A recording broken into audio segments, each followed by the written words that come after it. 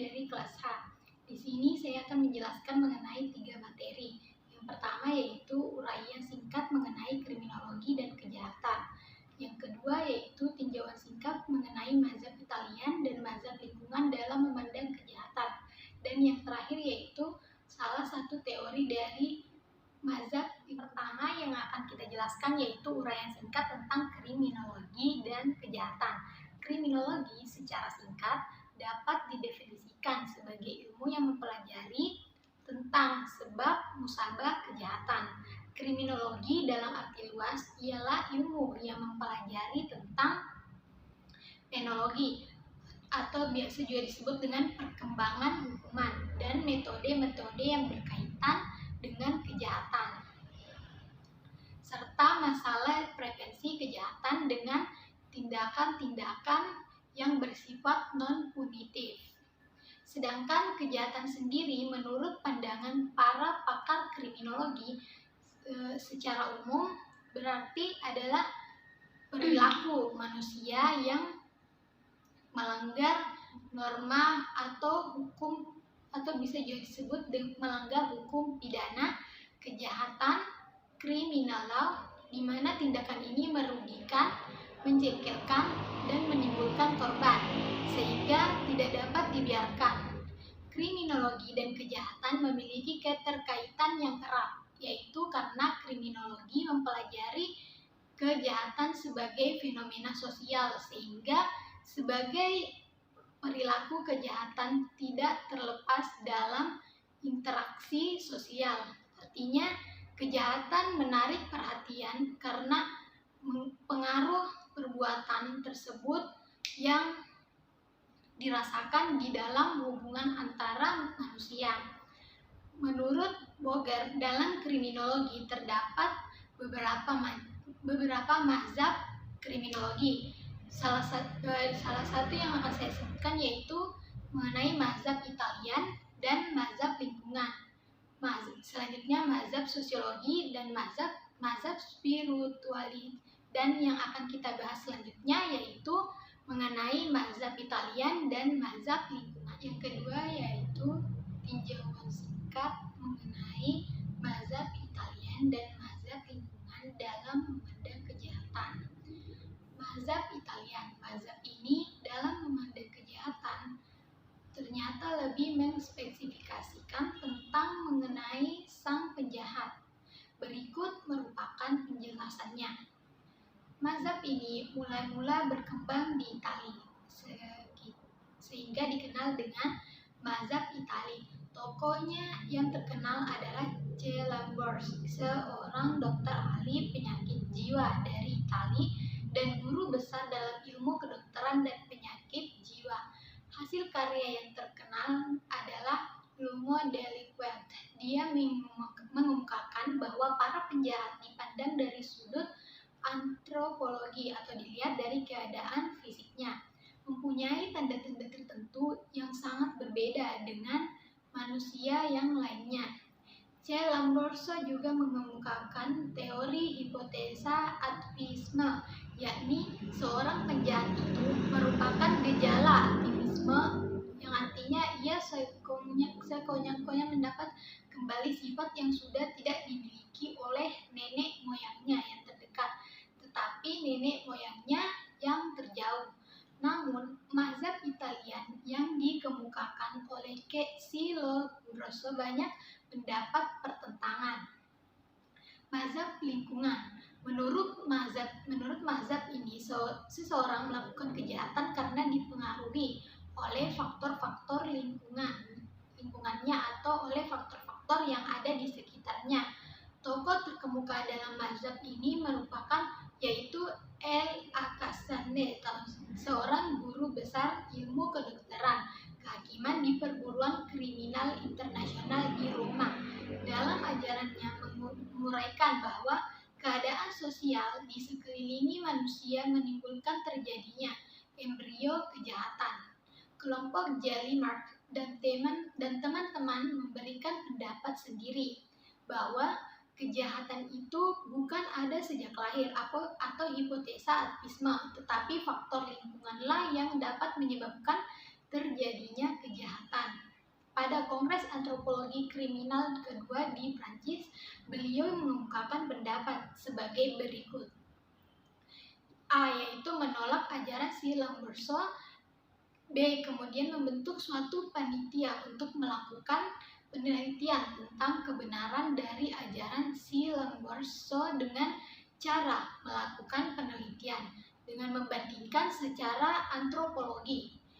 Yang selanjutnya, ternyata hasil penelitian tersebut dapat dibuktikan teori C. Lamberto tidak mengandung kebenaran. Yang ketiga yaitu macam-macam teori kriminologi menurut mazhab lingkungan atau sosial kultural atau sosiokriminal. Teori-teori tentang sebab-sebab kejahatan. Yang pertama yaitu teori yang mencari sebab kejahatan dari aspek fisik atau biologi kriminal. Cesar Lamberto, seorang dokter ahli kehakiman, merupakan tokoh penting dalam mencari sebab-sebab kejahatan dan ciri-ciri fisik atau biologis penjahat. Dalam bukunya L'Homme Delinquent tahun 1876, sehingga dia sering dipandang sebagai bapak kriminologi modern dan pelopor mazhab positif. Meskipun ajaran Lamberto pada waktu itu hanya mempunyai arti penting bagi sejarah perkembangan kriminologi, namun untuk dapat mengetahui ajarannya, kita bisa melihat pokok-pokok ajarannya. Yang pertama yaitu menurut Lamberto, penjahat adalah orang yang mempunyai bakat jahat. Kedua yaitu bakat jahat tersebut diperoleh karena kelahiran, yaitu diwariskan dari nenek-nenek moyang atau born criminal. Yang ketiga yaitu bakat jahat tersebut dapat dilihat dari ciri-ciri biologis tertentu seperti muka yang tidak simetris, bibir tebal, hidung pesek, dan lain-lain. Yang keempat yaitu bakat jahat tersebut tidak diubah, artinya bakat jahat tersebut tidak dapat dipengaruhi atau sudah mendarah daging di dalam jiwa seseorang. Itulah tadi penjelasan dari saya. Materi atau teori-teori mazhab lingkungan selanjutnya akan dilanjutkan oleh teman saya, Alifah. Saya persilakan kepada Alifah. Assalamualaikum warahmatullahi wabarakatuh. Perkenalkan, nama saya Alifah Syafa Kamila, NIM saya 534. Saya dari kelas H.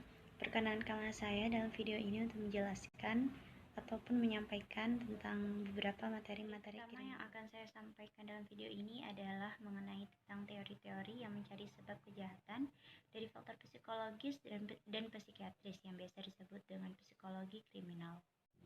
Usaha-usaha untuk mencari sebab-sebab kejahatan dari faktor psikis termasuk agak baru, seperti halnya para positivistis pada umumnya. Usaha mencari ciri-ciri psikis pada para penjahat berdasarkan anggapan bahwa penjahat merupakan orang-orang yang mempunyai ciri-ciri psikis yang berbeda dengan orang-orang yang bukan penjahat, dan ciri-ciri psikis tersebut terletak pada inteligensinya yang rendah. Bagaimanapun juga, psikologi kriminal haruslah didasarkan pada psikologi itu sendiri, sedangkan psikologi termasuk ilmu yang perkembangannya agak lambat, dan pada umumnya ahli-ahli psikologi perkembangan ilmunya dengan cara-cara membagi manusia atau yang biasa disebut dengan tipologi. Akan tetapi, tipologi yang dihasilkan tersebut tidak bisa begitu saja diterapkan pada para penjahat. Psikologi kriminal adalah mempelajari ciri-ciri psikis dari para pelaku kejahatan yang sehat. Artinya sehat ini dalam pengertian psikologi. Mengingat tentang jiwa yang sehat sangatlah sulit dirumuskan, dan kalaupun ada, maka perumusannya sangat luas. Bentuk-bentuk gangguan mental yang akan dibicarakan di sini adalah psikosis, neurosis, dan cacat mental. Telah disebutkan, psikologi kriminal mempelajari ciri-ciri psikis penjahat. Yang sehat. Akan tetapi, sebagaimana dalam menentukan batasan normal dan tidak normal, sehingga pembicaraan tentang hal ini dimulai dengan membahas bentuk-bentuk gangguan mental. Dalam menggambarkan pelanggaran yang normal dan menjelaskan tingkah lakunya, tak dapat dielakkan kita akan didorong memasuki daerah jelajah antara psikologi dan sosiologi yang pada akhir-akhir ini sebagian besar dijadikan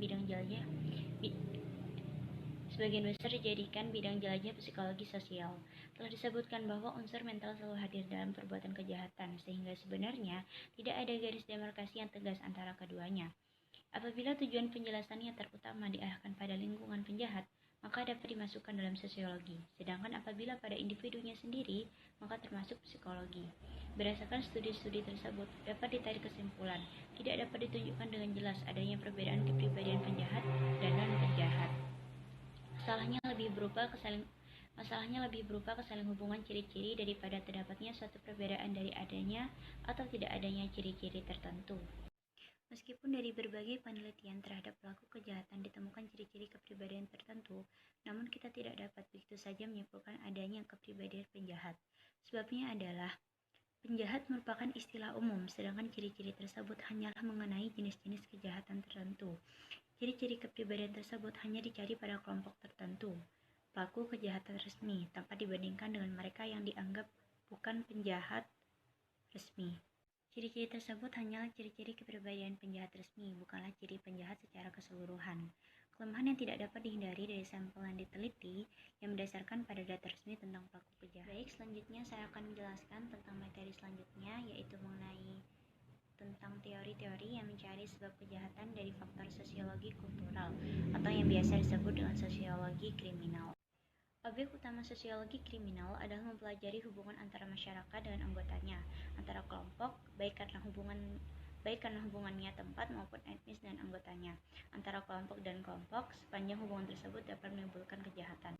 Suatu masyarakat dapat dimengerti dan dinilai hanya melalui latar belakang kultural yang dimilikinya, norma-norma dan nilai-nilai yang berlaku. Apakah kultur, norma, dan nilai tersebut dipandang baik atau buruk? Dan seberapa jauh konflik yang timbul antara normal atau nilai yang satu dengan yang lainnya, dan karenanya dipandang dapat meningkatkan atau paling tidak ikut membantu timbulnya kejahatan, dan akan berbeda-beda menurut pandangannya masing-masing pengamat. Untuk memahami dan menjelaskan kejahatan yang ada, perlu dipelajari bagaimana aspek-aspek budaya tertentu dapat mempengaruhi timbulnya kejahatan. Misalnya, sampai seberapa jauh budaya feodalisme dalam kenyataan masih hidup di masyarakat. Berpengaruhkah atau tidak terhadap timbulnya kejahatan. Begitu pula berbagai aspek budaya tertentu yang pada masa lampau dianggap sebagai baik, dengan perubahan sosial mungkin justru mempunyai pengaruh besar dalam timbulnya kejahatan dan bentuk-bentuk penyimpangan sosial lainnya, yang dapat menghambat tercapainya tujuan masyarakat adil dan makmur. Salah satu ciri masyarakat adalah adanya pelapisan sosial atau yang biasa disebut dengan stratifikasi sosial. Misalnya pada masyarakat Jawa kuno yang kita kenal adanya priayi dan orang kebanyakan. Sedangkan pada masyarakat modern kita mengenal apa yang disebut sebagai kelas sosial.